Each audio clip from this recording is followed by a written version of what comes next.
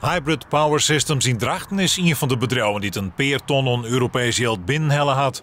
Het nog jonge bedrijf maakt vooral hybride motoren voor grote en lietse skippen. Het subsidiegeld komt in de opstartfase goed van pas. Zonder een steuntje in de rug, dus vaak 50% van bepaalde kosten. Zonder dat steuntje in de rug is het niet doenbaar.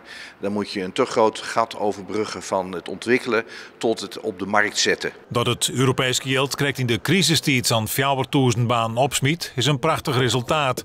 SNN is dan ook blij dat de komende jaren op een nij 122 miljoen euro vrijmaken wordt voor het noorden.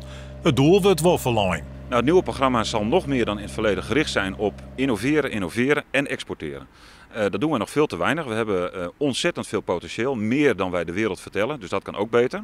Dus elke ondernemer die met innovatieve oplossingen komt voor de problemen van deze tijd, maar ook de kansen die ze zien in hele sterke sectoren die we hebben, de agro, de watertechnologie, energie en nog energie onder andere, biobased, chemie, dat zijn hele sterke sectoren. Nou ja, dat kunnen we verder vleugels geven in de komende jaren, dat gaan we ook doen. Jonken de mooie opbrengsten van de subsidies is er ook kritiek op de werkwijze van SNN bij het uitgaan van de subsidies. Het is erg bureaucratisch geworden, dus het kost heel veel tijd. Dus dat snoept een heel stuk af van het effect van het hebben van die fondsen. SNN-directeur van de Sluis begrijpt wel dat de bedrijven het subsidieproces soms wat traag vinden. En daar wordt dan ik aan werken. Voor 1 miljoen moet je wat doen. Maar het kan allemaal wel eenvoudiger en minder bureaucratisch. Daar hebben wij het afgelopen jaar ook hard aan gewerkt. Onder andere door onze eigen processen ook veel simpeler te maken, digitaler. En daar gaan we de komende jaren ook mee door.